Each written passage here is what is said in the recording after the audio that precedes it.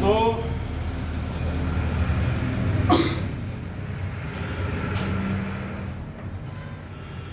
किसी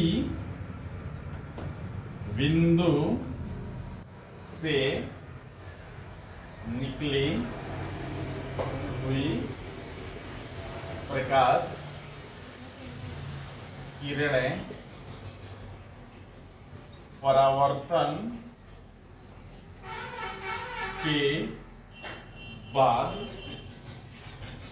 जिस दूसरे बिंदु पर मिलती हुई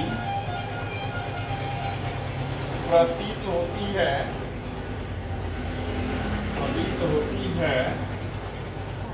उस दूसरे बिंदु को पहले बिंदु का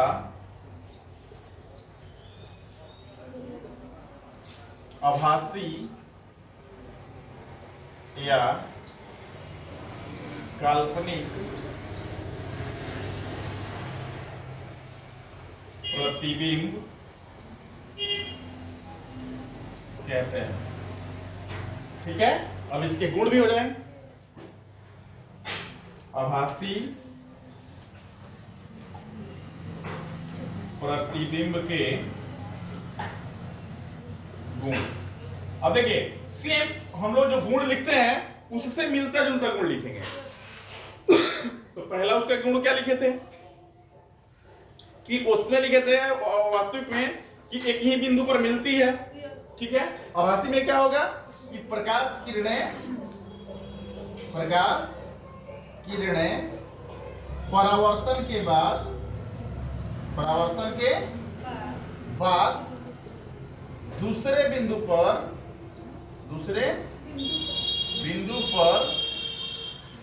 मिलती हुई प्रतीत होती है। मिलती हुई प्रतीत होती है। दूसरा उसमें लिखे थे कि वास्तविक किरणों के कटान से बनता है। इसमें लिखेंगे आभासी किरणों के कटान से बनता है। आभासी प्रतिबिंब आभासी किरणों के कटान से बनता है।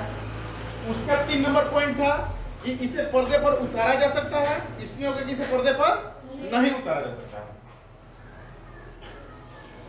आभासी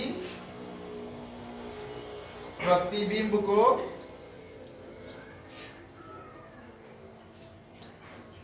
पर्दे पर नहीं उतारा जा सकता है। ठीक है, चौथा पॉइंट वास्तविक प्रतिबिंब में आपने लिखा था कि वास्तविक प्रतिबिंब सदैव क्या होता है, उल्टा, और आभासी प्रतिबिंब सदैव क्या होगा, सीधा। आभासी प्रतिबिंब सीधा होता है। सीधा होने का मतलब क्या है, कैसे समझेंगे सीधा है? वस्तु को जिधर रखे हैं प्रतिबिंब भी क्या बनेगा, उधर ही बनेगा। ठीक है ना, यानी कि प्रधान अक्ष के ऊपर अगर वस्तु को रखे हैं तो प्रतिबिंब भी प्रधान अक्ष के ऊपर ही बनना है। ठीक है, ऐसे होता है। तीसरा क्वेश्चन आपका है, तीसरा या जो भी नेक्स्ट क्वेश्चन हो आपका, तीसरा क्वेश्चन है वास्तविक प्रतिबिंब तथा आभासी प्रतिबिंब में अंतर बतावें। ठीक है सर, इसका आंसर आप लोग लिखेंगे, मैं केवल हिंट कर देता हूं, लिखूंगा नहीं, केवल बता देता हूं, और आंसर आप लोग करके लाएंगे, कल मैं चेक करूंगा। ठीक है, और नहीं बनने पर हाथ पलट के मिलेगा भाई, पहले से ध्यान रखिएगा। वास्तविक प्रतिबिंब तथा आभासी प्रतिबिंब में अंतर निम्न है। ठीक है, क्या निम्न है? अब इसमें देखो क्या करते हैं कि एक तरफ लिख देते हैं। अंतर लिखने का तरीका क्या होता है, इस चीज को ध्यान से रखिए, देखिएगा। वास्तविक प्रतिबिंब एक तरफ आभासी प्रतिबिंब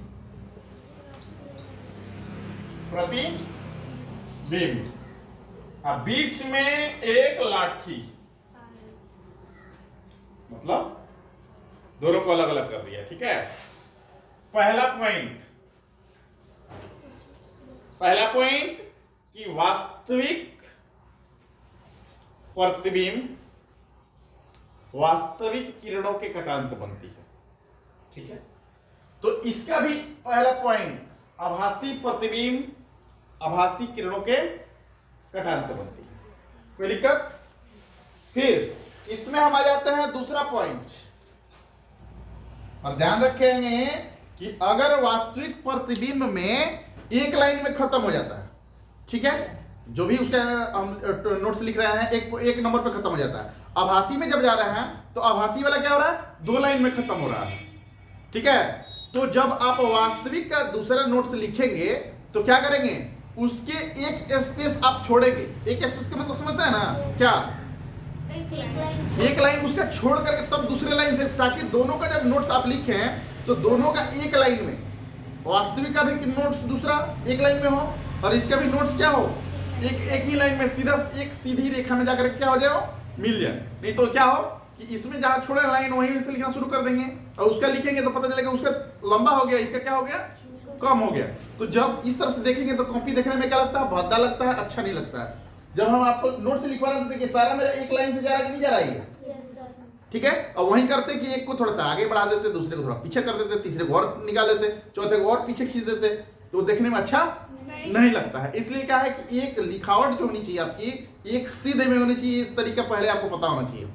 इधर वाला आगे पीछे जाता है, कोई दिक्कत नहीं है, लेकिन जहां से आप शुरू करते हैं लिखना, वो आपका लिखावट क्या होना चाहिए, एक सीधे में होना चाहिए। ये तरीका आपका है।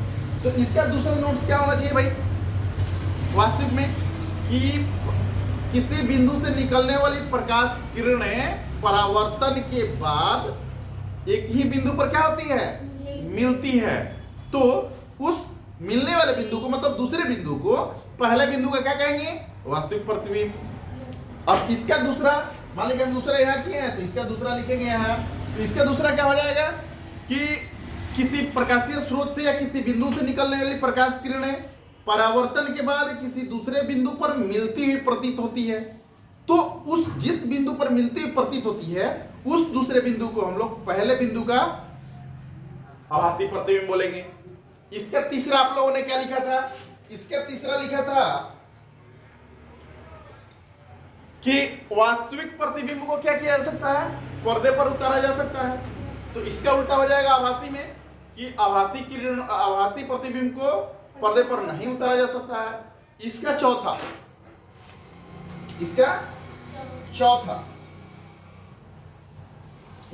क्या लिखे थे आप लोग, वास्तविक प्रतिबिंब हमेशा ही सीधा होता है। इसमें आप क्या लिखेंगे, आभासी प्रतिबिंब सीधा होता है, वास्तविक उल्टा, आभासी सीधा।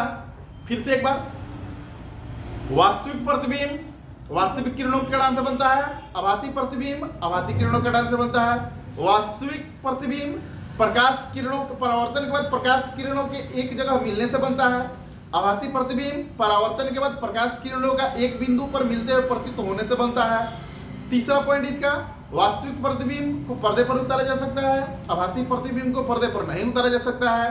फिर इसका वास्तविक प्रतिबिंब हमेशा उल्टा होता है, आभासी प्रतिबिंब हमेशा सीधा होता है। ये उसका अंतर है। अब आप लोग इसके आंसर कल लिख करके लाएंगे। इसलिए मैंने क्या किया, टॉपिक समझा दिया, पॉइंट डाल दिया, उसके बाद आप लोग को लिख करके लाना, ये कल हम चेक करेंगे।